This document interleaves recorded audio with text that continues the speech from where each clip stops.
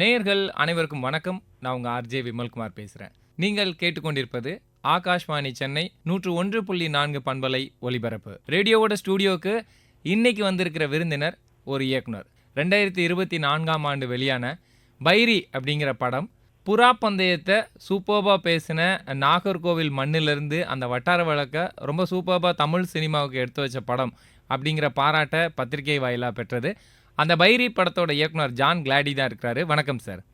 வணக்கம் பிரதர். வணக்கம் சார். இந்த படம் பார்க்கும்போது அத்தனை கதை மாந்தர்களுமே மண்ணின் மைந்தர்களாக தெரிஞ்சாங்க. இந்த படத்துக்கான காஸ்டிங் கால் எப்படி சார் ஆரம்பிச்சீங்க? எப்படி அத்தனை பேரும் மண்ணுக்கான முகமா பொருந்தி வந்தாங்க? ஆக்சுவலா இந்த படம் ஆரம்பிக்கும் போது எனக்கு முதல்ல 2-3 விஷயங்கள் உறுதியா எழுதிக்கிட்டேன். எழுத ஆரம்பிக்கும் போது ஏன்னா இது வந்து இந்த கன்னியாகுமரி வாழ்வியல் நேட்டிவிட்டின்னு ஒன்று இருக்குதுல்ல, இந்த டயலக்ட்ல இருந்து மனிதர்களோட மொழி, பேச்சு வழக்கு, அதோட வந்து வழிபாடு முறைகள், பழக்க வழக்கங்கள். ஏன்னா இப்ப கன்னியாகுமரி வந்து எப்படி உங்களுக்கு தெரிய அளவுல வந்து தமிழ்நாட்டோட மற்ற பகுதிகளோட ஒரு யூனிக் தன்மை இருக்குது. இது ஒரு தமிழ் சினிமால பெரிதளவுல பேசப்படல. குமரி மாவட்டத்தோட வாழ்வியல் இது எல்லாமே பதிவு பண்ணிருந்தோம். இந்த வாழ்வியல் நேட்டிவிட்டியை தனித்தன்மையோட பதிவு பண்ணணும்னு முடிவு பண்ணேன். அதுல ஒரு முக்கியமானது நம்ம புறா பந்தயத்தோட காஸ்டிங் வந்து பெரும்பான்மையான வந்து இந்த புறா பந்தயம் நிஜமாவே ட்ரெயின் பண்ணி வளர்க்குற மனிதர்களையே வந்து நடிக்க வச்சிருந்தேன். பெரும்பாலான கதாபாத்திரங்கள் இப்போ நம்ம சினிமால முயற்சி பண்ற சினிமாக்காரங்கன்னு நம்ம வந்து இதுல பயன்படுத்திட்டது கதாநாயகன். அப்புறம் ஒரு அதிகபட்ச எண்ணிக்கையில சொன்னா கூட ஒரு 5 to 10 பேர் தாண்டாது. அந்த கதை நடக்கிற ஊர்ல புறா பறத்திட்டு இருக்கிற மனிதர்களை தான் நான் நடிக்க வச்சிருக்கிறேன். Super sir. அந்த அருகுவிலை ஊரு நீங்க இப்போ நாகர்கோவிலோட நிலப்பரப்பை காட்டின விதம் இருக்குல்ல, இந்த லொகேஷன் தேடல் ஒரு இயக்குனரா உங்களுக்கு எப்படி இருந்தது? பிளஸ் என்னன்னா வந்து நாகர்கோவில் தான் என்னோட சொந்த ஊர். ஓகே. நான் வந்து பிறந்து வளர்ந்த ஊர். அதனால வந்து அதுக்கப்புறம் வந்து இந்த கதையில காட்டப்பட்டிருக்கிற இடம் வந்து நான் வாழ்ந்துட்டு இருக்கிற பகுதி தான். நிஜமாவே இங்க வந்து ஒரு பீரியட் ஒரு 20 years பேக்ல ரொம்ப தீவிரமா நடந்துட்டு இருந்த இந்த ஒரு புறா வளர்ப்பும் பந்தயமும் இப்ப வந்து அந்த அளவுக்கு இல்லாம பந்தயமும் இன்னும் இயங்கிட்டு தான் இருக்குது. ஸோ அதனால வந்து இதை வந்து இந்த இதுக்குள்ளேயே இந்த லொக்கேஷனுக்குள்ளேயே இந்த ஜாகிரபிலேயே பண்ணணும் அப்படிங்கிறதுக்காக மோஸ்ட் ஆஃப் த படமே வந்து பாத்தீங்கன்னா ஒரு இந்த ஊரை சுத்தியே தான் இருந்தது. பெரும்பான்மை வந்து இயல்பான இடங்கள், நிஜமான இடங்கள் தான். அந்த இடங்கள்ல நம்ம கதைக்கும் காட்சி அமைப்புக்கும் தேவையான சில விஷயங்கள சினிமாத்தனத்துக்கும் தேவையான சில விஷயங்கள் ஆர்ட் டைரக்ஷன் ஒன்று உருவாக்கிக்கிட்டோம். ஹீரோ வீடை சுத்தி இருக்கிற ஒரு நண்பர்கள் கூடுகள். இவ படத்துல காட்டுற மாதிரியே அந்த ஹீரோ வீட்டுல நிஜமாவே அங்க வந்து ஹீரோ அது ஒரு கூடு தான், புறா கூடு தான். அங்க இருக்கிறவங்க புறா வளர்க்குறாங்க. ஆனா அந்த சுத்தி இருக்கிறதுல ஒண்ணு சில நாங்க கிரியேட் பண்ணிருந்தோம், 2 நாங்க கிரியேட் பண்ணியிருந்தோம். ஸோ இதே மாதிரி வந்து இப்போ வில்லன் வீட்டுக்கு அது அந்த அட்மாஸ்பியர்ல நாங்க கிரியேட் பண்ணியிருந்தோம். இந்த மாதிரி வந்து நம்ம இருக்கிற இடத்துல நமக்கு தேவையான விஷயங்களை மாத்தி நம்ம பண்ணிக்கிட்டோம். Super sir. ஒரு படத்துக்கு இந்த மியூசிக்கல் ட்ரீட்மெண்ட் அப்படிங்கிற ஒரு விஷயம் நீங்கள் அந்த வில்லு பாட்டு வழியாக ரொம்ப சூப்பராக கடத்திருப்பீங்க. அதாவது கலை நயத்தோட கலையை கொண்டு வரதுன்னு ஒரு விஷயம் இருக்கும்ல, ராவ்லேருந்து அந்த ஆர்ட்டுக்கு மாறுற ஒரு விஷயம். கண்டிப்பா. ஸோ அந்த வில்லு பாட்டு அதுலேயே நிறைய கதை சொல்லியா அடுத்தடுத்து எப்படி போக போகுது, லிங்கத்துக்கு என்ன ஆச்சு, அந்த மாதிரி நிறைய விஷயங்கள் இருக்கும்ல. அந்த ட்ரீட்மெண்ட் பற்றி சொல்லுங்கள். இந்த பைரிக்கு நீங்கள் கொடுத்த மியூசிக்கல் ட்ரீட்மெண்ட் என்ன? நான் ஆரம்பத்திலே சொன்ன ஒரு விஷயம் தான், அந்த விஷயத்தோட தொடர்ச்சி தான் நான் சொன்னேன். என்னன்னா வந்து இந்த படம் எழுத ஆரம்பிக்கும் போது இதோட திரைக்கதையை வந்து வில்லுப்பாட்டு வழியா தான் சொல்ல போறோம் அப்படின்ட்டு நான் முடிவு பண்ணிட்டேன். வில்லுப்பாட்டோட இயல்போட திரைக்கதை யாரும் சொல்லல. ஸோ அதனால வந்து இந்த வந்து பிகினிங்கே நான் அந்த முடிவுல தான் உட்காந்து எழுதினேன். என்ன கதாபாத்திர அறிமுகம், அப்புறம் வந்து அந்த கதை சூழலுக்கான பாடல்கள் வில்லு பாடல்கள் மூலமா இருக்கட்டும் அப்படின்ட்டு ஃப்ரம் த பிகினிங்கே அதை நான் எழுதும்போதே அதை நான் வந்து உருவாக்கிட்டேன். இதுக்கான காரணமும் அந்த நேட்டிவிட்டி தான். இப்ப நம்ம குமரி மாவட்டத்துல இந்த வில்லுப்பாட்டு கலைஞர்களை தேடி பயணிக்கும் போது பாத்தீங்கன்னா அவங்க சொன்ன தகவல் என்ன, குமரி மாவட்டத்துல மட்டுமே வந்து 600 குழுக்கள் இருக்கிறதா சொன்னாங்க. அப்பா, குமரி மாவட்டத்துக்குள்ளேயே வந்து 600 குழுக்கள் இயங்கிட்டு இருக்கிறாங்க அப்படின்ட்டு எனக்கும் அது ரொம்ப பெரிய தகவலா இருந்தது. குமரி மாவட்டம், திருநெல்வேலி, தென்காசி இந்த பகுதிகளெல்லாம் வந்து இந்த வில்லு பாடல் வந்து இந்த கோவில் திருவிழாக்கள் இதுல எல்லாம் ரொம்ப பிரபலமானது. ஸோ இவங்க தான் எல்லா ஊர்களையும் போய் வந்து இந்த திருவிழாக்கள்ல பாடுறாங்க. குமரி மாவட்டத்தை மையமா இருக்கிறதாலையும் சினிமாவில் அதிகம் பயன்படுத்தாத ஒரு விஷயமா இருக்கிறதாலையும் அந்த ஒரு விஷயத்த நம்ம பண்ணணும் அப்படிங்கிறது கொஞ்சம் ஆரம்பத்திலேயே முடிவு பண்ணி, ஸோ அதுக்கப்புறம் வந்து இசையமைப்பாளர்கிட்டையும் அதை பத்தி பேசி, அவருக்கு முதல்ல அதுல வந்து பெரிய ஐடியா இல்ல வில்லுப்பாட்டு அது எப்படி நம்ம படத்துல யூஸ் பண்ண போறோம். அப்புறம் அவரை இங்க நாகர்கோவில் கூட்டிட்டு வந்து அந்த வில்லு கலைஞர்களை வந்து நம்ம தேர்ந்தெடுத்த வில்லு கலைஞர்களை ஆக்சுவலா நம்ம இந்த படத்துல யூஸ் பண்ண வில்லு பாடல்கள் எல்லாமே வழி வழியா பாடிட்டு இருக்கிற பாடல்கள் தான். ஆனா அது இல்லாம அந்த சுடலை மாடன் சாமிக்காக பாடுற பாடல். படத்துக்காக அந்த பாடல்களை தான் நம்ம மாத்தி பயன்படுத்திக்கிட்டோம். அவங்க பாடி காமிச்சு அதுக்கப்புறம் வந்து நம்ம அதுக்கு ஒரு ஐடியா அவருக்கு கிடைச்சது. அதுக்கப்புறம் அவங்கள சென்னை வர வச்சு ஸோ அதை நம்ம பதிவு பண்ணிக்கிட்டோம். Super sir. சார் சொல்லுங்க, உங்களுடைய சினிமா ஜர்னி எப்போ ஆரம்பிச்சது? ஃபேமிலியில எப்படி ஓகே சொன்னாங்க? எப்படி சென்னை வந்தீங்க? அதுவும் பர்ட்டிகுலரா இயக்குனர் தான் அப்படிங்கிறதுக்கான காரணம் என்னவா இருந்தது? பயணம் வந்து ஒரு 16 வருட பயணம். அப்பா! சூப்பரா இருக்குங்க. அப்ப நெறைய அனுபவங்கள். கண்டிப்பா. ஆரம்பம் வந்து எங்க இருக்குதுன்னு பார்த்தீங்கன்னா, ஸ்கூல் படிக்கும்போது சும்மா நம்ம வந்து அந்த கவிதைகள் எழுதுற ஒரு பழக்கம் இருந்தது. ம். அது எழுது நம்ம அந்த மாணவர் ஸ்பெஷல் இப்போ வரைக்கும் வந்துட்டு இருக்குது. ஆமா, ஆமா. ஆமா. அப்ப அதுல வந்து நம்ம அந்த கவிதைகளை எழுதி அனுப்பலாம். ம். அத பார்க்கும்போது எனக்கு ஒரு ஆர்வம் வந்து நான் அப்போ அதுல வந்து எழுதி அனுப்ப ஆரம்பிச்சேன். அப்ப அது வந்து பிரசுரமாக ஆரம்பிச்சது. ம். ஸோ இது வந்து ஸ்கூல், காலேஜ் இதுல எல்லாமே இந்த டைம்லலாம் எழுதுறது என்னோட இது ஃபோட்டோவோட வரும். ஸோ அது வந்து ஒரு பெரிய உந்துதலை கொடுத்துச்சு. அது நமக்கு பார்த்தீங்கன்னா சுற்றி ஸ்கூல்லையும் சரி, காலேஜ்லயும் சரி நமக்கு அது ஒரு கிரேஸ் கொடுத்துச்சு. ஜான் வந்து கவிதை எழுதுவான், அவன் இதெல்லாம் பேப்பர்ல வருது அப்படிங்கிற ஒரு கிரேஸ் கொடுக்க நம்ம அதுல ஒரு ஈடுபாடு வந்தது. அது இயல்பாகவே சினிமாவுக்குள்ள மாறிச்சு. சினிமாவுக்கு போனோம், நம்ம டைரக்டர் ஆகணும்.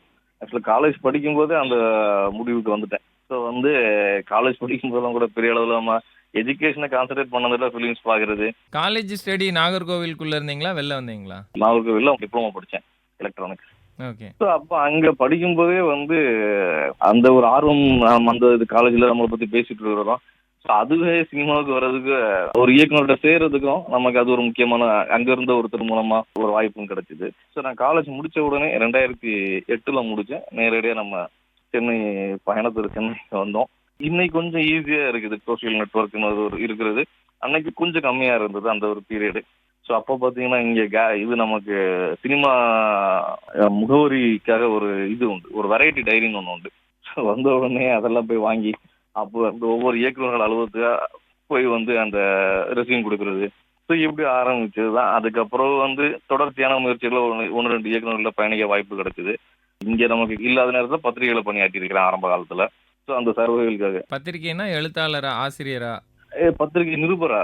நிருபர். ஓகே. சினிமான சர்வைவலுக்கு ஒண்ணு இருக்கும். நம்ம Correct. டக்குன்னு இப்ப நான் ஒரு பேக்கிங் எதுவுமே இல்லாம ம். வந்த உடனே நம்மள யாரும் கூட அசிஸ்டன்ட் சேர்த்துட மாட்டாங்க. ம். வேலை செஞ்சுக்கிட்டே முயற்சி பண்ணும்போது அதன் பிறகு வந்து பத்திரிகையில இருக்கும்போது ஒரு சினிமா பத்திரிகையாளர் ஒருத்தரோட தொடர்பு கிடைச்சு அதன் மூலமா ஒரு படத்துல உதவி இயக்குனராக சேர்ந்தேன். அப்படிதான் நம்ம பயணம் ஆரம்பிச்சது.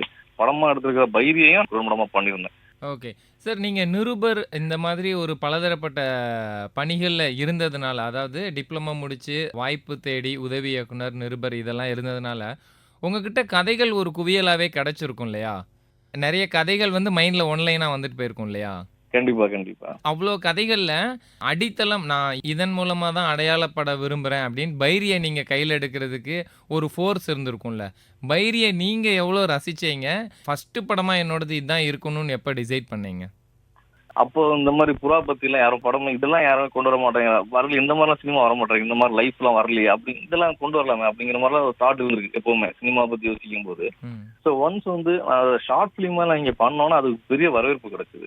வரவேற்பு கிடைச்சப்போ வந்து அப்போ நமக்கு வந்து சினிமா நம்ம ஃபிலிம் பண்றோம் அப்படின்னா ஒரு பெரிய ஹீரோஸ் போனோம். ம். அப்படி இல்லைன்னா நம்ம வந்து கதையை நம்பி போறோம்னா ஒரு யூனிக்கான கண்டென்ட். ஸோ அதன் மூலமா டிராவல் பண்ணா ஒரு ஆடியன்ஸ் வந்து என்கேஜ் பண்றதுக்கு நல்லா இருக்கும் அப்படிங்கும் போது எனக்கு வந்து இந்த புறாப் வந்து இதுவரைக்கும் நம்ம சினிமாவில் பெரிதளவில் வரல. தனித்தன்மை தான் அது இதுவரைக்கும் சினிமா ஆகலை அப்படிங்கிற தனித்தன்மையும் அதனுள் நடக்கிற வந்து அந்த போட்டிகள், பந்தயங்கள், அதுக்கான அவங்களோட லைஃப்பை எவ்வளவு டெடிகேட் பண்ணுவாங்கிறது எல்லாமே நான் நேரில் நிறைய பார்த்துருக்கேன். ஸோ இது எல்லாமே தான் வந்து எனக்கு வந்து பைரிய முதல் படமா உருவாக்கணும் அப்படிங்கிற ஒரு பெரிய ஒரு ஆர்வத்தை கொடுத்து. நீங்க பைரியோட ஆடியோ லான்ச்ல பேசுறத நான் கவனிச்சிருக்கேன். உங்களுடைய பேச்சு வந்து ரொம்ப எதார்த்தமாவும், ஒரு உண்மையா அப்படியே மறைக்காம பூச்சு இல்லாம பேசுறதாவும் நான் பார்த்தேன். வீட்டுல உங்களுக்கு வந்து இயக்குனர் ஆகப் போறேன்னு சொன்னதும், வீட்ல அப்ரூவல் எப்படி வாங்குனீங்க? அவங்களலாம் எப்படி சமாளிச்சீங்க? டிப்ளமோ படிச்சிருக்கீங்க, எலக்ட்ரானிக்ஸ் படிச்சிருக்கீங்க, ஒர்க் போங்க, குடும்பத்த பார்க்கணும் இந்த மாரிலாம் சொல்லியிருப்பாங்கல்ல? நிச்சயமா வந்து வீட்டை பொறுத்த வரைக்கும் வந்து ம். பெரிய ஃபினான்ஷியல் பேக்கிங் இல்லாதனால வேலைக்கு போகணும், படிச்சது வேலைக்கு போகணும். அது இல்லாம வந்து ஒரு அரசாங்க வேலை வரை எனக்கு காத்திருந்தது. ஓ! என்னோட எங்க அப்பா வந்து பணியில இருந்து இறந்தாரு. ஓ! அதனால வந்து அந்த வேலை காத்திருந்ததுனால அதுக்காக தான் டிப்ளமோ படிக்க வச்சாங்க. வந்து கண்டிப்பா வந்து வேலைக்கு போகணுங்கிற இது ரொம்ப அதிகமாகவே இருந்தது. ஸோ வந்து ஏன்னா வீட்டில் அப்பா இல்லாதனால வந்து ஃபேமிலியை பார்க்க வேண்டியது இருந்ததுனால பட் என்னன்னா நமக்கு வந்து இதுல ஒரு பெரிய ஆர்வம். சினிமா தான் நம்ம முடிவு பண்ணி ரொம்ப நம்ம ஒரு விஷயம் டிசைட் பண்ணிட்டோம்னா நான் இப்ப பண்றேன், நமக்கு ஒண்ணு தோணல, இதுல நம்ம நல்லா வரோம் அப்படின்னு நமக்கு ஒரு கான்பிடன்ட் இருக்கும்போது நம்ம கான்பிடன்ட்ல தான் வந்து அதன் பிறகான வந்து இப்போ நம்ம ஒரு சினிமா பண்ணிருக்கிறோம். ஸோ அவங்களுக்கு ஒரு இதுதான் அவன் தொழில்னு எடுத்துக்கிட்டான் அப்படிங்கிற இடத்த அவங்க புரிஞ்சுக்கிட்ட போது அது ஆரம்ப காலத்துல அது வேணாம் வேணும்னு ரொம்ப எல்லா பேரும் வந்து பெற்றோர்கள் மாதிரி தான். சரி, இப்போ அவங்களுக்கு வந்து இதுதான் அவனோட தொழில் அப்படிங்கிற மாதிரி அவங்களுக்கு தெரிஞ்சனால பெரிய நம்மள இது பண்றது இல்ல, இதுல முன்னேறணும் அப்படிங்கிற எண்ணம் தான் அவங்களுக்கும் இருக்குது, அதை ஏத்துக்கிட்டாங்க. Super sir. சார் இந்த படம் பார்க்கும்போதே தெரிஞ்சது, பெரிய ஒரு சப்போர்ட் இல்லாம, பெரிய ஒரு ஸ்டார் காஸ்ட் இல்லாம, கன்டென்ட்ட நம்பி நம்ம இறங்குனோம்னா, மக்கள் அத சப்போர்ட் பண்ணுவாங்க. அதுக்கான அங்கீகாரம் குடுப்பாங்க, பத்திரிகைகளும் கூட. அப்படிங்கிற ஒரு விஷயம் தெரிஞ்சது. ஸோ இண்டிபெண்டன்ட் ஃபில்ம் மேக்கருக்கு சப்போர்ட் எப்படி இருக்குது இப்ப கான்டெம்பரரி சினிமால? நீங்க என்னென்ன சேலஞ்சஸ் ஃபேஸ் பண்ணீங்க இதுல இண்டிபெண்டன்ட் ஃபில்ம் மேக்கரா? நேர்மையா இதை பதிவு பண்ணணும் அப்படின்னா, இந்த இண்டிபெண்டன்ட் ஃபிலிம் நம்ம வந்து இன்னைக்கு சினிமா எப்படி இருக்குன்னா, நீங்க வந்து ஒரு பிசினஸ் இல்லாத நடிகர்களை நீங்க நடிக்க வைக்கும்போது முற்றிலும் புதுமுகங்கள் அப்படிங்கிற இடத்துல போகும்போது நமக்கு என்ன மாதிரி நம்ம சவால்கள் சந்திக்கிற வேண்டியது இருக்குதுன்னா, அந்த படம் வந்து மக்கள்கிட்ட கொண்டு போய் சேர்க்கறதுக்கும், இன்னொன்னு பிசினஸ் ரீதியா வந்து படத்தை வந்து நீங்க விற்கிறதுல பெரிய சுணக்கம் இருக்குது. திரையரங்குக்கு நோக்கி நீங்க எடுக்கிற பட்சத்துல புதுமுக நடிகர்களா பெரிய பேக்கிங் இல்லாம இண்டிபெண்டோட பண்ணும்போது அது இந்த பாதிப்புகள் அதிகமா இருக்குது. பட் என்ன இன்னும் ஒரே ஒரு விஷயம்னா, இப்போ இந்த ஒரு சுதந்திரம் ஒண்ணு கிடைக்கும். பாசிட்டிவா சொல்லணும்னா, இப்போ நம்ம ரெகுலர் படம் பண்ணிட்டு இருக்கிற ப்ரொடக்ஷன் நீங்க பண்ணும்போது, இப்போ நான் வில்லு படம் யூஸ் பண்ண போறேன் அப்படின்னா, என்ன வில்லு படம் யூஸ் பண்ண போறீங்களா, அதுக்கு ஒரு அனுமதி கிடைக்காது. பட் வந்து இந்த மாதிரி ஒன்று ரெண்டு நமக்கு சுதந்திரம் இருக்குமே தவிர்த்து, ஸோ இது நீங்க பாத்தீங்கன்னா முதலீடு இல்லாம இல்ல, இதுல ஒரு பெரிய முதலீடு இருக்குது, ஒரு ப்ரொடியூசர்ஸ் இருக்கிறாங்க, அதுல ஒரு பெரிய முதலீடு இருந்தது. இதை நீங்க வந்து எடுக்கிறதுல ஒரு பெரிய சிரமங்கள் இருக்குது. ஆடியன்ஸ் திரையரங்கு கொண்டு வர்றதுக்கும் அது வியாபாரம் பண்றதுலயும் ஒரு மிகப்பெரிய பாதிப்பு இருக்குது. அதுதான் உண்மை. புரிஞ்சுக்க முடியுது சார். ஓகே. இதில நம்ம பைரி பார்த்துட்டு இருக்கும்போது, படம் பார்த்து முடிச்சதுக்கப்புறம் கிடைக்கிற தகவல், அதில அந்த அமல் ரோல் பண்ணார்ல, அவரு தான்ப்பா டைரக்டர் அப்படிங்கிற விஷயம். இவரு தான் டைரக்டரா? இறங்கி அடிச்சிருக்காரு அப்படிங்கிற ஒரு விஷயம் புரிஞ்சது. நீங்க அமல் ரோல் பண்ண ரீசன், அந்த லைஃப் உங்களுக்கு எக்ஸ்பீரியன்ஸ் இருக்கிறதுனாலயா? எதனால டைரக்டர் வந்து நடிகர் ஆனார் ஃபர்ஸ்ட் படத்துல? பெரிய காரணங்கள்லாம் ஒண்ணும் இல்லை. போன கேள்விக்கு பதில் சொன்ன ஒரு இண்டிபெண்டன்ட் ஃபிலிம்னால ஃபண்ட் கம்மி பெருசா இது பண்றதுக்கான ஒரு வாய்ப்புகள் இல்ல. நாங்க இந்த கேரக்டர் ஒருத்தர் இது பண்ணியிருந்தோம். ஸோ எல்லாருமே வந்து ஒரு பேமெண்ட் இது பண்ணியிருந்தாங்க. நமக்கு ஒரு பெரிய அமௌண்டா இருந்தது. கடைசி நாங்க செலக்ட் பண்ண ஒருத்தர் கேட்ட அமௌண்ட் வந்து ஒரு பெரிய அமௌண்டா இருந்தது. ஸோ அப்ப எனக்கு வந்து ஒரு தோணுச்சு, இது ஒரு தோணல், இதை நம்ம பயன்படுத்திக்குவோம் தோணுச்சு. ஏன்னா வந்து ஒரு ரொம்ப வருஷம் இங்க ஸ்ட்ரகிள் பண்ணனால ப்ராப்பரா நம்மளால வந்து இங்க பயணிக்க முடியாதனால இன்னொரு இதுவா நம்ம அதை எடுத்துக்குவோம், அது எப்படி ஒர்க் அவுட் ஆகுதுன்னு பார்க்கலாம் அப்படின்னு தோணுச்சு. ஸோ இண்டிபெண்டன்ட் ஃபிலிமா அப்படிங்கிற இதுல இருக்கும்போது எனக்கு அதுக்கான ஒரு வாய்ப்பும் யாரும் எதிர்ப்பு தெரிவிக்கல. ஸோ அதன் அடிப்படையில அதை நான் இதை எடுத்து பண்ணிக்கிட்டேன். சூப்பர். ஒரு டைரக்டரா இருக்கிறீங்க. நீங்க ஆக்டரா உள்ள போகும்போது, இந்த மானிட்டர் ஓகே, திரும்ப அந்த மானிட்டர் செக் பண்றது அதெல்லாம் எப்படி இருந்தது உங்களுக்கு? இதுல நான் பெரிய சிரமங்கள் எதுவும் நம்ம பெருசா எதிர்கொள்ளல. ஓகே. ஆனா த்ரூ அவுட் நீங்க டிராவல் பண்ணியிருக்கீங்கல்ல, அதனால ஆமா, கேட்டேன். படம் முழுசா டிராவல் பண்ணுறதுல என்ன ஒரு விஷயம் அப்படின்னா, ஒருத்தர் நடிக்க போற இடத்துல அந்த இடத்துல நான் வழக்கமா நம்ம எல்லாருமே சொல்லிக் கொடுப்போம்ல, ம். அதை பண்ற மாதிரியே நடிச்சுக்கிறது. ஸோ வந்து ம்ஹ்ம். நம்ம மறுபடியும் மானிட்டர் பார்த்துட்டு ஓகே எல்லாரும் கரெக்டா இருக்குதா, ஸோ அந்த மாதிரி நம்ம அது இன்னும் அது பெருசா சிரமமா இல்ல. அது இருந்திருந்தா நம்ம அதுக்கு தொடர்ந்து நம்ம இது நமக்கு அது வந்து தொடர்ச்சியா பண்றதுக்கான பெரிய இதுவும் இல்ல நமக்கு. பட் அந்த நேரம் அது அமைஞ்சது, அது நமக்கு ஒரு பெரிய தொந்தரவாகவும் இல்ல. அதனால நம்ம அதை முழுசா அதை நம்ம நல்லா பண்ண முடிஞ்சு. ஓகே. ஏன்னா, அந்த உடல் அங்கங்க கீறலோட, ரத்த காயத்தோட அந்த ஹாஸ்பிட்டல் சீட்ல மேல கிடப்பீங்கள்ல, மொட்டை மாடியோட டாப்ல. அங்கருந்து தூக்கிட்டு ஹாஸ்பிட்டல் போற இதெல்லாம் பதபதப்பா இருக்கும். நார்மலா இருக்கிறவங்க பார்க்கும்போது தல சுத்தும். அந்த மாரி இருக்கும். அந்த கோர உச்சத்துல. அதனால கேட்டேன். அது எல்லாமே இப்போ நம்ம வந்து முன்னாடியே சொல்லிடுவேன். இது இப்போ நம்ம இணை இயக்குனர் இருப்பாங்க, அ, So அ. இப்படி இப்படி இப்படின்னு சொல்லிட்டு அப்படி போய் நம்ம அதை கேரக்டரா உட்காந்துக்கிறது. சரி, அந்த சீன்லாம் முடியும்போது கட்டு நீங்க சொல்லுவீங்களா? அவங்களே கட் சொல்லிட்டு வந்துருவாங்களா? இல்ல நானே கட் சொல்லிட்டு இருந்துப்பேன். எல்லாமே அப்படிதான். அது அந்த இயக்க பொறுப்பு நம்மகிட்டே தான் இருந்தது. யாரும் அது நம்ம நடிச்சாலும் நடிச்சுட்டு அந்த போர்ஷன் நம்மளே கட் சொல்லிட்டு. ஓகே. ஏன்னா அந்த சிச்சுவேஷன்ல ஒருத்தர் கட் சொல்லும்போது, அத கற்பனையில கூட யோசிக்க முடியாத ஒரு விஷயமா இருந்தது.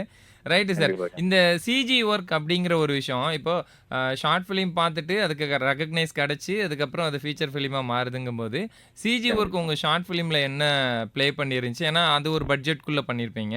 இதுக்கடுத்து கண்டிப்பா. ஃபீச்சர் ஃபிலிம் ஆகும்போது, அது எதுவுமே பெருசா வந்து நேச்சுரலா இருந்ததுன்னே சொல்லலாம்.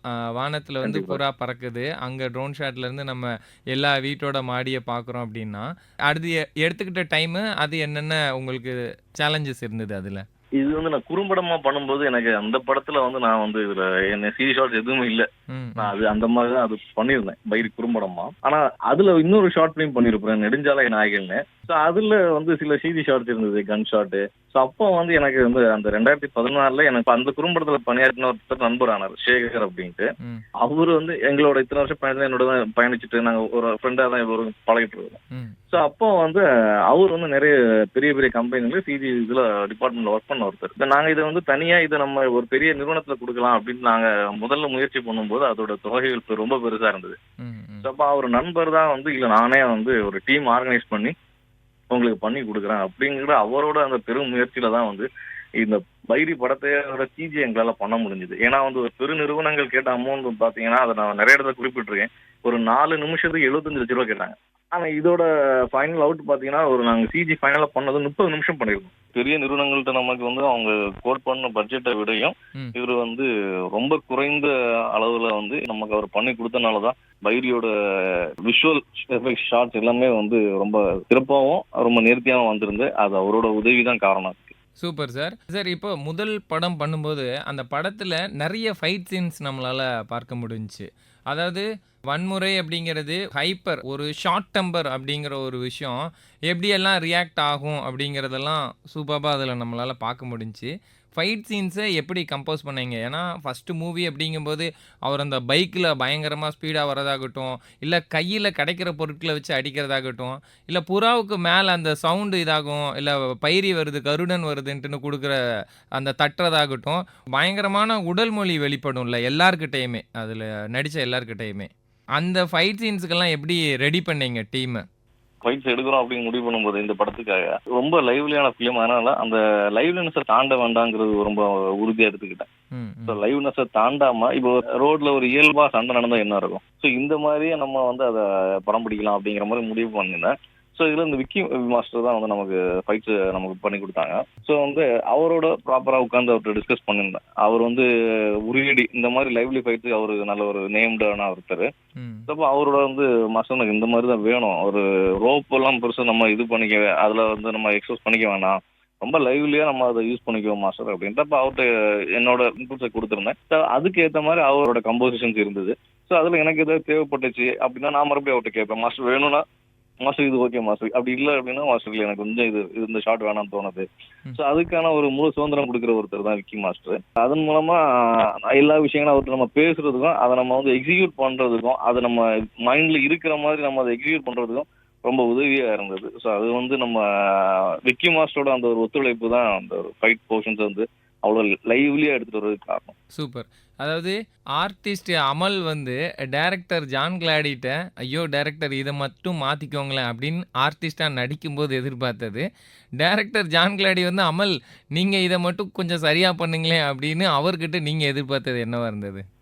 ஆக்சுவலாக என்னன்னா இது வந்து இந்த ஒரு நம்ம எப்படி இந்த படத்துல நம்ம அமலா எப்படி வந்து இது பண்ணிட்டோம் அப்படின்னா நடிச்சிட்டோம்னா இயக்கம் ஜான் கிளாடியா இருக்கிறனாலதான் அது நடந்தது. நமக்கு தெரியும்ல அது வந்து நமக்கு என்ன வேணுங்கிறது நமக்கு தெரியும். ஸோ அப்போ வந்து அப்புறம் நம்மளால என்ன வெளிக்காட்ட முடியுங்கிறதும் நமக்கு தெரியும். அந்த ரெண்டுமே நமக்கு தெரிஞ்சனால வந்து ரெண்டுமே நம்மளா இருக்கிறதுனால என்னோட போர்ஷன்ஸ் எல்லாமே ஒரு 2-3 டேக் தான் போவேன். ஸோ அதை தாண்டி மோஸ்ட்லி சொல்றேன் நடிகர்கள்ட்ட என்ன விஷயமா இருக்குன்னா அந்த கன்வேயிங் பிரச்சனையா இருக்கும். ஸோ நம்ம எவ்வளவு தூரம் வேணும் என்ன வேணும் எதிர்பார்க்கிறோம் அப்படிங்கிறத நம்ம அவங்ககிட்ட சொல்லி அதை வெளிப்படுத்துற அந்த லெவல் இந்த மாதிரி விஷயங்கள் பிரச்சனை இருக்கும். நான் இயக்குனரும் நம்ம தான் அப்படிங்கிறதுனால அது என்ன லெவல்ல வேணும் எப்படி வேணுங்கிற நமக்கு ஒரு தெளிவு இருக்கும். அந்த ஒரு சப்போர்ட் இருந்ததுனால அது பெரிய உதவியா இருந்தது. அது இயக்குனர் நம்ம தான்னால சில விஷயங்கள் நமக்கு வராது அப்படின்னா எழுதும்போது அதை ஃபர்ஸ்ட் வந்து ஆக்சுவலி அந்த கேரக்டர் நம்ம பண்றதா இல்லை, நம்ம பண்றோம் அப்படிங்கிறது முடிவானதுக்கு அப்புறம் தான் வந்து இந்த கேரக்டரைசேஷனை வந்து நான் வந்து வேற மாதிரி டிசைன் பண்ணேன். ஸோ என்னன்னா என்னோட இயல்பான அந்த முகத்தை வெளிக்காட்டி நடிக்கிறதும் போது அதை தாண்டி வேற ஏதாவது இன்னும் நம்ம அதை லுக் வைஸ்ல ஒன்று பண்ணிடுவோம், சிறப்பா இருக்கும். ஏன்னா வந்து நம்ம ஏதாவது ஒன்று மிஸ் பண்ணா கூட, ஏன்னா புது ஒரு விஷயம் அந்த கேரக்டர் மிஸ் பண்ணா கூட நம்ம அந்த லுக்ஸ்ல கொஞ்சம் மேனேஜ் ஆகிரும் அப்படிங்கிறது ஒரு இதுலதான். அதுக்கப்புறம் அந்த லுக்ஸுக்கு மெனக்கிட்ட ஒரு தனி லுக் இருக்குது இல்ல, காஸ்டியூமா இருக்கட்டு வந்து டேட்டூஸா இருக்கட்டு இது எல்லாமே வந்து அந்த லுக்ஸ் அதுக்கப்புறம் தான் நான் வந்து அதை நான் ரெடி பண்ணேன். உங்க தந்தை கதாபாத்திரம் அவர் அவரோட இயற்பெயர் வந்து ராஜன். Okay, okay. எல்லாரும் எழுந்து கை தட்டலாம் அப்படிங்கிற ஒரு பாணிய வந்து குடுத்துட்டு போயிருந்தாரு. தனக்கு இருந்த சவால்கள் எல்லாவற்றையும் தாண்டி, அந்த கதாபாத்திரத்துக்கு எவ்வளோ நேர்த்தியான ஒரு படைப்ப குடுக்க முடியுங்கிறத பண்ணியிருந்தாரு. அவரோட இது ஷூட்டிங் ஸ்பாட்ல எப்படி இருந்தது? அவருடைய பிரசன்ஸ்? எனக்கு வந்து இந்த கேரக்டர்ல அவரை பண்ண வச்சது ஒரு பெரிய திருப்தியான ஒரு விஷயமா இருந்தது. ம். என்னன்னா, நான் வந்து இந்த மாதிரி லைவ்லி பீப்புள்ஸ் நடிக்க வைக்கணும் இப்படி எல்லாம் முடிவு பண்ணிட்டேன்.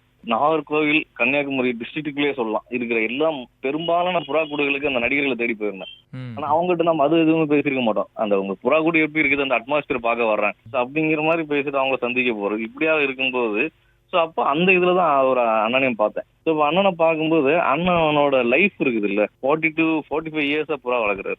ஓ!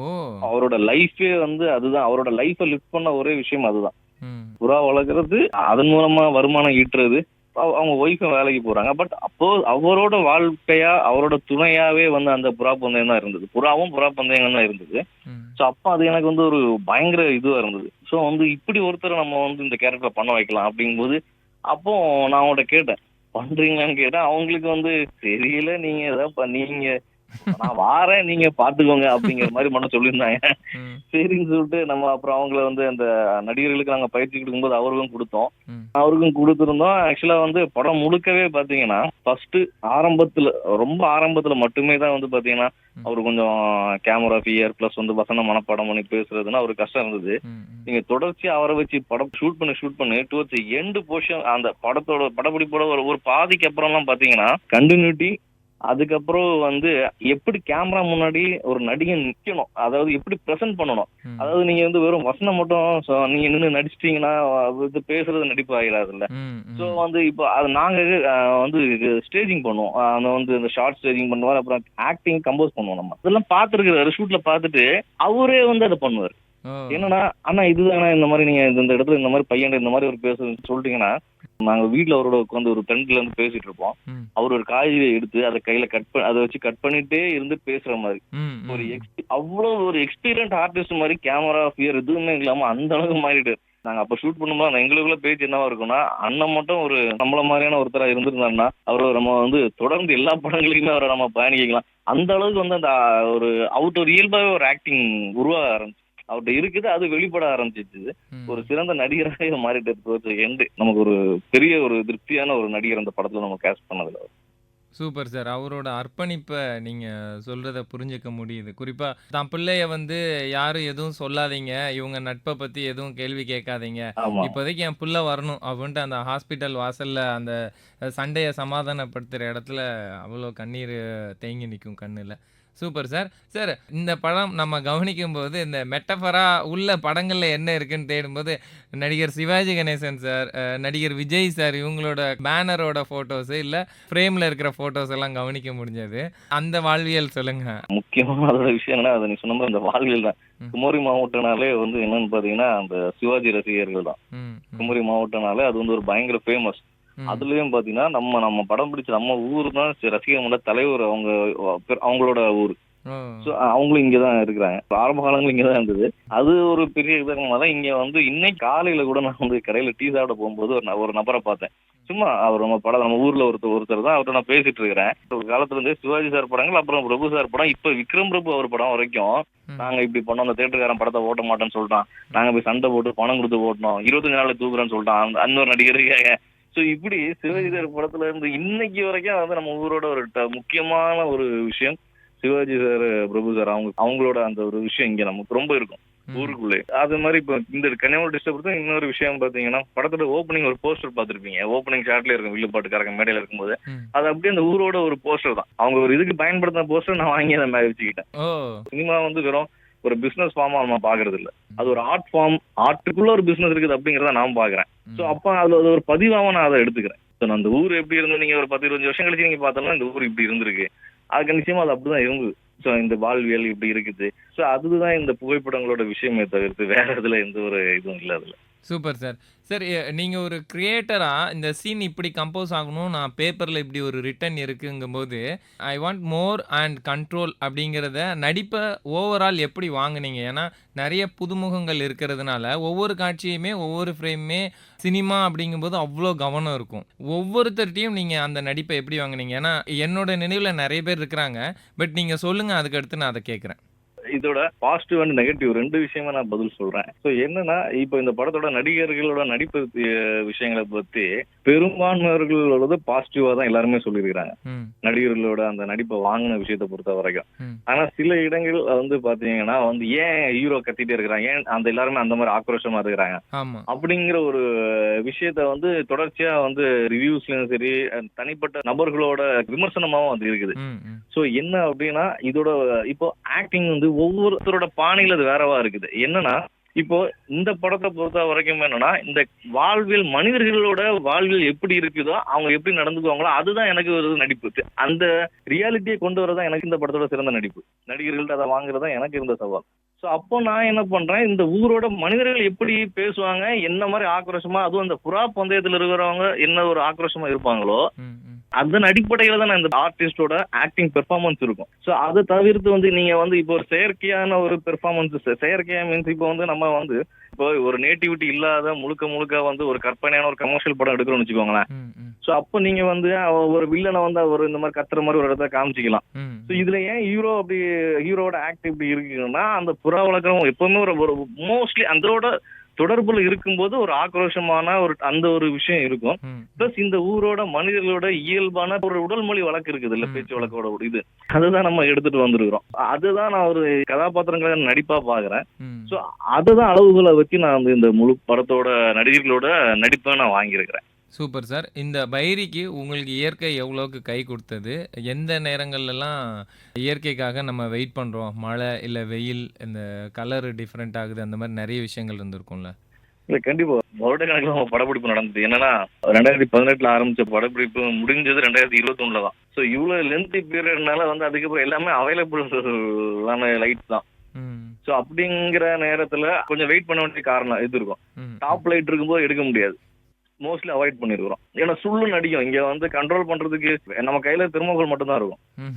இப்போ நீங்க டாப் லைட் அடிக்கும்போது நம்ம அதை கண்ட்ரோல் பண்ண கம்ப்ளீட்டா ஸ்கின்னர் கட்டுறதோ ம். இல்ல வந்து ரிஃப்ளெக்டர்ஸ் வச்சு இது பண்றதோ எதுவுமே வந்து நம்ம கிட்ட அந்த இது இல்லாதனால நீங்க வெயிட் தான் பண்ணணும். ம். ஸோ வழக்கமா ஒரு மழை வந்த இயற்கை மழை வந்து நம்ம அப்படிலாம் பாதிப்பை தாண்டதை தாண்டி இதுல இந்த சராசரியா வெளியே படப்பிடிப்பு நடத்தும் போது இருக்கிற சிரமங்களை தாண்டின சிரமங்கள் நமக்கு அந்த இது எதுவுமே யூனிட் இல்லாததுனால ம். ஸோ இதை எல்லாமே நம்ம பொறுமையா பொறுத்திருந்து தான் பண்ண முடியுது. காத்திருந்து ஸோ அந்த டைம் அவாய்ட் பண்ணிட்டு நான் ஷூட் பண்ணாமே இருந்துருக்கிறேன். ஸோ வந்து அந்த வேரியேஷன்ஸ் நிறைய இருந்ததுன்னா சார் அப்படியே அமைதியாக உட்காந்துருது. என்ன பிரச்சனைனா எங்கிட்ட கேமரா மட்டும் தான் இருக்கும். அதுக்கான வாடகை மட்டும் தான் நம்ம கொடுக்கணும். ஸோ அப்படிங்கிற ஒரு நம்ம கிட்ட ஒரு சுதந்திரம் இருந்தனால நம்ம அதுக்கேற்ற மாதிரி நம்ம அது கால தாமதங்கள் நேர தாமதங்கள் நடந்தது. இது நம்ம பெரிய படங்கள் பண்ணும்போது பண்ண முடியாது. ஸோ அப்போ நம்மகிட்ட எக்யூப்மெண்ட்ஸ் இருக்கும், நம்ம அதை இது பண்ணிக்கும். ஸோ இதுல நம்ம இயற்கையோட வழியில நின்று ஒதுங்கி நின்று தான் நம்ம வந்து அந்த தாமதங்களை எடுத்துக்கிட்டு பொறுத்து இருந்துட்டு இயற்கையை சப்போர்ட் பண்ணும்போதே தான் நம்ம அதை படப்பிடிப்பு நடத்திருக்கோம். Super sir. சார் ஞாபகம் இருக்கா? இந்த ஒரு சீனுக்காக தான் அதிகமா டேக் நான் கேட்டேன், அவங்கள்ட்ட வாங்குனேன். இந்த ஒரு சிச்சுவேஷன் தான் அதிகமான டேக் போச்சுன்னு பைரியில என்ன விஷயம் இருக்கு? ஆக்சுவலா நம்ம படத்தை பொறுத்த வரைக்கும் அதிகமா நமக்கு டேக் போன ஏரியா அப்படின்னு பாத்தீங்கன்னா வந்து கிளைமேக்ஸ் தான். ஆ. கிளைமேக்ஸா இருக்கிறனால நம்ம எதிர்பார்த்த மாதிரி அது அமையணும் அப்படிங்கிறதுக்காக ரொம்ப மெனக்கிட்டு இருந்தேன். ம். ஸோ அதில் அந்த அம்மாவோட போர்ஷன்ஸ் வந்து அவங்களோட விஷயங்கள் அவங்க பேசுற வசனங்கள் அதுதான் டுவர்ட்ஸ் எண்டா இருக்கிறனால அவங்க நடிப்பு முன் அனுபவம் உள்ளவங்களா? நிறைய படங்கள் அவங்க வந்து ஆல்ரெடி நம்ம இண்டஸ்ட்ரியில கிட்டத்தட்ட எடுத்தோம்னா தூள் படத்துல இருந்தே நடிச்சிட்டு இருக்காங்க. அதுக்கு முன்னாடியே நடிச்சிட்டு இருக்கிறாங்க. நீங்க ஒரு தூள் படத்துல பாத்தீங்கன்னா அந்த 2 சின்ன வயசு விக்ரமும் அது சின்ன வயசு விவேக் கிளாஸ் ரூம் இதெல்லாம் டீச்சரா இருப்பாங்க. ஆ. இவ எங்கேயும் எப்போதுல அனன்யாவோட அம்மாவை நடிச்சிருப்பாங்க. So இந்த மாதிரி அவங்க ஏகப்பட்ட படங்கள் நடிச்சிருக்காங்க. ஸோ நான் வந்து நாகர்கோவில் வட்டார வழக்கிலேயே பேசுறவங்களா இருந்தா பெட்டரா இருக்கும்னு தேடும்போது எனக்கு இவங்க கிடைச்சாங்க. ம். இவங்களை நான் ஆல்ரெடி ரொம்ப முன்னாடியே ஒரு குறும்படத்தோட இதுல சந்திச்சிருக்கேன். ம். ஸோ அப்ப வந்து அவங்களோட பேச்சு வழக்கு நமக்கு தெரியல, நம்ம ஒரு ஸ்லாங் அவங்ககிட்ட இருக்குதுன்னு. ஸோ அப்பவே அவங்களோட தொடர்பு வாங்கியிருந்தேன். ஸோ வந்து இப்போ நம்ம பைரி ஆரம்பிக்கலாம்னு சொல்லும் போது எனக்கு இந்த அம்மா கேரக்டர் இவங்க நாகர்கோவில் டயலக்ட் இவங்ககிட்ட இருக்குமே, ம். கூப்பிட்டு பார்ப்போம் எப்படி என்ன மாதிரி பண்றாங்கன்னு பார்க்கும்போது சிறப்பா இருந்தது. அந்த ஒரு இதுலதான் நம்ம வந்து அவங்கள நம்ம படத்துல நடிக்க வச்சிருந்தோம். Super sir. ஓவரால் ஒரு கிரியேட்டரா பைரி உங்களுக்கு கத்துக் குடுத்த பாடம், இல்லன்னா பைரியிலிருந்து நீங்க எடுத்துக்கிட்ட அனுபவம்னா என்ன? இல்ல நிச்சயமா வந்து நம்ம முதல் படம் அப்படிங்கிறது என்ன அப்படிங்கிறது எல்லாருமே சொல்லுவாங்க. அது வந்து முதல் படம் வந்து ஒரு எல்லாருக்குமே வந்து ஒரு ரொம்ப ஒரு ஸ்ட்ரகிளிங்கா தான் இருக்கும். அது ம். வந்து எளிமையா இருக்காதுன்ட்டு. அது அனுபவிக்கும் போது ஒண்ணு இருக்குதுல்ல. ம். அது வந்து ஒரு எல்லாருக்குமே அது அந்த முதல் பட அனுபவம் வந்து எல்லா இடத்துலயுமே வந்து நம்ம வந்து நிறைய விஷயங்கள நம்ம விட்டு கொடுக்க வேண்டியது இருக்கும். நிறைய வந்து போராட வேண்டியது இருக்கும். அந்த அனுபவங்கள் வந்து நம்மள வந்து முன் எப்போதும் நம்ம சந்திக்காத ஒரு அனுபவமா இருக்கும். ம். ஏன்னா நம்ம ஒரு எந்த துறையில நம்ம வேலை செய்யறது நம்ம எல்லாமே நம்ம ஒர்க் பண்ண படங்கள்ல நம்ம குறும்படங்கள்ல நம்ம பண்ணிருப்போம். ஆனா இந்த அனுபவம் வந்து அது முதல் படத்துல தான் நமக்கு அது கிடைக்கும். ம். அந்த இது முன் எப்போதும் சந்திக்காத ஒரு அனுபவம் எல்லா இடங்கள்லயும் அது நமக்கும் இருந்தது. ஸோ அதோட அனுபவங்கள் தான் வந்து இன்னும் நம்ம அடுத்து நம்ம பயணிக்கிற இதுல இது நடக்காம இருக்கிற என்ன பண்ணலாம் அப்படிங்கிறது. இப்போ நான் என்னோட பயிரியை பொறுத்த வரைக்கும் வந்து ம். எனக்கு முழுக்க புதுமுகங்கள், ம். அது இல்லாம வந்து முழுக்க முழுக்க யூனிட் இல்லாம இண்டிபெண்டா பண்ணும்போது அதுல இருந்த சிரமங்கள். சோ இது எல்லாமே வந்து நமக்கு வந்து கத்துக் கொடுத்தது விஷயங்கள் இருக்குது இல்லையா? இது எல்லாமே நம்ம வந்து என்ன அவாய்ட் பண்ணலாம் அடுத்த படங்கள் நம்ம பண்ணும்போது. சோ இதெல்லாம் நம்ம எடுத்துக்கிட்டோம். சோ அடுத்த படங்கள் பண்ணும்போது நம்ம ஏன்னா இது நமக்கு என்னன்னா டேஸ் அதிகமா கில் பண்ணிடும். இந்த ம். கம்ப்ளீட்டா இந்த மாதிரியான விஷயங்கள். சோ அத நம்ம வந்து நம்மள தயார்படுத்தி அடுத்த படத்துக்கு நம்ம அந்த அந்த அனுபவங்கள நீ சொன்ன மாரி அதுதான் நமக்கு வந்து சிறப்பா நம்ம பண்றதுக்கு அந்த அனுபவங்கள் நமக்கு எடுத்திருக்கிறோம். அது நமக்கு ஒரு உதவியா இருக்கும் நமக்கு. Super sir. பைரி உங்களுக்கு இண்டஸ்ட்ரியில, ஃபேமிலில வாங்கி குடுத்த பெயர், அதாவது இப்போ இவ்ளோ நாள் கஷ்டப்பட்டதுக்கு ரிலீஸ்க்கு அப்புறம் பிரஸ் அண்ட் மீடியாவோட சப்போர்ட் அண்ட் ரெகக்னிஷன் கிடைச்சிருக்கு. அதுக்கு கிடைச்ச வரவேற்பு எப்படி இருக்கு? நம்ம படம் வந்து திரையரங்குல நமக்கு இது பண்ணும்போது எனக்கு பெரிய அளவுல வரவேற்புகள் எதுவும் அமையல. கிடைக்கல. உண்மையா சொல்லணும்னா, திரையரங்குல நமக்கு பெருசா நம்ம படம் ஓடல. ம். சோ அதனால என்ன ஆச்சுன்னா, எனக்கு அப்ப எதுவுமே எனக்கு யாருமே படத்த பார்க்கல பெரிய அளவுல. So எனக்கு எந்த ஒரு அழைப்பு நீங்க படம் பார்த்தேன் அப்படிங்கிற மாரி பப்ளிக்ட்ட வந்து யார்ட்ட இருந்துமே எனக்கு எதுவுமே கிடைக்கல. அந்த ப்ரிவ்யூஸ் பார்த்த சில டைரக்டர்ஸ், பத்திரிகையாளர்கள் அவங்க தான் என்ன பாராட்டிட்டு இருந்தாங்க. ம். டுவர்ட்ஸ் எண்ட் படம் ஓடிடிக்கு வந்ததுக்கு அப்புறம் வெகுஜன பப்ளிக் ரசிகர்களா இருக்கட்டும், ம். திரை ரசிகர், சினிமா ரசிகர்கள், அதை தாண்டி வந்து சினிமா இயக்குனர்கள், நடிகர்கள், சோ இவங்களோட இந்த பாராட்டு இருக்கு பாருங்களேன். நான் படம் என்ன நினைச்சு எடுத்தனோ ம். அது எனக்கு அது அவங்களோட பட் கமர்ஷியலி சக்சஸ் அது நமக்கு கிடைக்கல. ம். பட் இதுல வந்து அவங்க இந்த டெக்னீஷியன்ஸா இருக்கட்டும், ஆக்டர்ஸா இருக்கட்டும், மக்களா இருக்கட்டும், அவங்க எல்லாருமே அது எனக்கு மெசேஜஸ் படம் பாத்தீங்கன்னா வந்த புதுசுல ம். டெய்லி வந்து ஒரு 100 to 150 மெசேஜஸ் எனக்கு இருக்கும். சோ எல்லாமே வந்து அவங்க வந்து ஏன்னா நம்ம வழக்கமா எவ்வளவோ படங்கள் பார்க்கறோம். ரொம்ப புடிச்சு நம்ம அவங்கள்ட்ட ஒரு பேசணும்னு ஒண்ணு இருக்குதுல்ல. ம். ம். சோ அது வந்து எனக்கு ரொம்ப இந்த மாதிரி ஒரு டெய்லி 150, 150 மெசேஜஸ் பார்க்கும்போது எனக்கு ஒரு பெரிய சந்தோஷம் வந்து அதை தாண்டி இந்த இயக்குனர்கள், நடிகர்கள் இவங்களோட இந்த அழைப்பு அவங்க படத்தை சிலாகிக்கிறதுங்கிறது. ம். சோ அது வந்து நம்ம அடுத்து இன்னும் முன்னெடுத்து போகிறதுக்கு வந்து அடுத்த வாய்ப்புகளை பெற்றுத் தர்றதுக்கு ஒரு பெரிய உதவியா இருந்தது. அம்மா என்ன சொன்னாங்க? திரையரங்கு வந்து பாக்குற அனுபவம் இல்ல. ம். அவங்க அந்த ஒரு லைஃப் ஸ்டைல் அந்த வரமாட்டாங்க. சுபாவம் கிடையாது. அத அவங்கள்ட்ட அந்த நம்ம இது இல்ல. எதிர்பார்க்கவும் வேண்டாம். ஆமா. அது இது பண்ண முடியாதனால, ஊர்ல மக்கள் சொல்லுவாங்க கடைக்கு போகும்போது, உங்க ம். பையன் படம் பார்த்தேன், நல்லா இருக்குங்க அப்படிங்கிற மாதிரி சொல்றேன். அந்த அனுபவங்கள நம்மளோட பகிர்ந்துக்கிறது, இதோட தொடர்ச்சியா நமக்கு அடுத்த படம் வாய்ப்பு கிடைக்குதா? ஏன்னா இதுதான் தொழில்ங்கிறது இருக்கனால, இத பத்தின ஒரு ஆர்வமான இது கேள்விகள் தான் இருக்குமே தவிர்த்து, ம். சோ அது அந்த மாதிரி தான் இருக்கும். Super sir. இப்போ தொடர்ந்து நடிப்பு இயக்கமா? இல்ல ஒன்லி இயக்கமா? இல்ல நிச்சயமா இயக்கம் மட்டும்தான். இயக்கம் தான். அது ஓகே. இந்த மாதிரி நமக்கு ஏதாவது ஒரு ஆப்பர்ச்சுனிட்டி வந்தா நம்ம அத பத்தி யோசிக்கலாம். அவ்வளவுதான். மட்டும் நம்ம அத எடுத்து கையாள்ற இது எதுவுமே அந்த எண்ணமே எதுவும் இல்ல. ஓகே. தொடர்ச்சியா இயக்குறதுக்கான வாய்ப்புகள் இப்ப ஓடிடி வந்த பிறகு நமக்கு கிடைச்சிருக்குது. ம். அத நோக்கி பயணம் ரைட்டிங் ஒர்க்ஸ் போயிட்டு இருக்கு. ஓகே. இடையில இல்ல ஸ்டார்ட்டிங்ல வந்து அந்த பிளாக் அண்ட் ஒயிட்ல 4ஆம் தலைமுறை லிங்கம் அப்படிங்கிற ஒரு விஷயம் நம்ம பார்த்திருப்போம். ஸோ பைரியோட அடுத்தடுத்த விஷயங்கள் எப்படி இருக்கும்? அடுத்து எப்படி போறீங்க பார்ட் 2? ஃப்ரம் தி பிகினிங்கே நம்ம கதை எழுதும்போதே பெரிய கதையா வந்தனால தான், இது பாதிய மட்டும் நம்ம வந்து முதல் பாகமா பண்ணுவோம். சோ ம். இத 2ஆம் பாகமா வச்சுக்கலாம் அப்படிங்கிறது ஆரம்பத்திலே டிசைனிங்காவே இப்படிதான் இருந்தது. ம். சோ அதோட எழுத்து வடிவில் அது முழுமை பெற்று தான் இருக்குது திரைக்கதையா. சோ இப்போ ஒவ்வொருத்தரோட கமிட்மெண்ட்ஸ் இப்ப நமக்கு வேற ஒரு படம் பண்ற ஒரு வாய்ப்புகள் இருக்குது. சோ இதெல்லாம் முடிச்சிட்டு அது நம்ம தொடர்ச்சியா நம்ம அதை பண்ணுவோம் கண்டிப்பா. Super sir. வேற வேற ஜானர் நீங்க போறீங்கன்னா, உங்களோட ஒன்லைன் எப்படி இருக்கும்? இப்போ புறா முழுக்க முழுக்க உங்கள நாகர்கோவில் பகுதிக்குள்ளேயும், புறாவுக்குள்ளேயும் இருக்கிற பார்வையில இருக்குது. ஒரு இயக்குனரா அடுத்து என்னென்ன ஜானர் டச் பண்ண விரும்புறீங்க? எனக்கு இந்த நேட்டிவிட்டி சம்பந்தப்பட்ட டிராமாஸ் பண்றது தான் எனக்கு ஆக்ஷன் டிராமாஸ் பண்றது தான் எனக்கு கம்ஃபர்டபுளா இருக்குது. ஸ்ட்ரென்த்தாவும் இருக்கு. ஸ்ட்ரென்த்தாவும் இருக்குது. சோ தொடர்ச்சியா அது மாதிரியான படங்கள் பண்றதுக்கு தான் முயற்சியும் பண்ணிட்டு இருக்கிறேன். அதுதான் என்னோட இயல்பா இருக்கிறனால, கம்ஃபர்டபுள் இருக்கிறனால. ம். சோ அந்த ஒரு நேட்டிவிட்டி சார்ந்த ஆக்ஷன் பிலிம்ஸா அந்த கண்டென்ட்டோட பண்ற மாதிரியான ஒரு இதுதான் பண்றேன். Okay sir. சூப்பர். சார் உங்களோட இன்டர்வியூஸ் இதுக்கு முன்னாடி நெறைய விஷயங்கள் நான் கவனிச்சதுனால, மீடியாவுக்குன்ட்டு ஒரு குணம் தேவைப்படும். படத்தோட ப்ரமோஷனுக்குன்ட்டு சில காம்ப்ரமைஸ் தேவைப்படும். உங்களோட நேச்சர் அதுல எப்படி? ஆடியோ லான்ச்ல பாத்தீங்கன்னா நம்மளோட பேச்சு இயல்பு பேச்சு நம்ம ஊர்ல வீட்டுல பேசுறோம் நம்மளோட பேச்சு இப்படிதான் இருக்குங்கிறனாலேயே நான் வந்து எழுதி எடுத்துட்டு வந்திருந்தேன். ஆமா. So, எழுதி எடுத்துட்டு வந்து அதை ஆரம்பிக்கும் போது பாத்தீங்கன்னா அது வந்து ஒரு கையில பேப்பரை வச்சுன்னா கரெக்டா அந்த நமக்கு ஒரு ஸ்டாண்ட் எதுவும் அமையல கையில வச்சுட்டு பாத்தீங்கன்னா அதை அட்ரஸ் பண்ணும்போது ஒரு 2-3 வரி கூட சரியா பேச முடியல. சோ அதுதான் வந்து பாத்தீங்கன்னா தெரியும் சரி இது நமக்கு சரியா வராதுன்ட்டு அதுக்கப்புறம் நம்ம இயல்புல பேசுவோம் வர்றது வரட்டு நம்ம அந்த இயல்புல பேசுறதுதான் அதுதான் நம்மளோட குணம் இயல்பாவும் இருக்கிற அது நமக்கு கொஞ்சம் ஃப்ளோவா வந்தது. ம், ம். நம்மகிட்ட அந்த மாதிரி வந்து நம்ம இயல்பா எப்படி இருக்கோமோ அதே தான் நம்ம பழகுறதும் இதுவும் நம்ம அந்த தனிப்பட்ட குணம் வந்து அந்த மீடியா அட்ரஸிங் அதெல்லாம் நீ படிப்படியா நம்ம வந்து அதை தொடர்ச்சியா நம்ம ஏறும்போது தொடர்ச்சியா மீடியா சந்திக்கும் போது அதை நம்ம மாத்திக்குவோம் நம்புறோம் கண்டிப்பா. ரொம்ப ரொம்ப சூப்பர் சார். ரொம்ப கேஷுவலான ஒரு இன்டர்வியூ குடுத்தீங்க. பைரி மூவியோட ஸ்கிரிப்ட்லேருந்து மேக்கிங் வரைக்கும், நீங்க ஃபேஸ் பண்ண சேலஞ்சஸ், உங்களுக்கு கிடைச்ச லெசன்ஸ், ஸ்ட்ரகிள்ஸ் எல்லாமே நீங்க ஷேர் பண்ணியிருந்தீங்க. மேலும் மேலும் இதே போல பத்திரிகைகளோட பாராட்டு, நல்ல சப்போர்ட் கிடைக்கிற அளவுக்கு உங்களோட வெற்றிகள் தொடரட்டும். அடுத்தடுத்த நிலை உயர்றதுக்கு வாழ்த்துக்கள் சார். ரொம்ப நன்றிங்க ரொம்ப நன்றி. Thank you sir.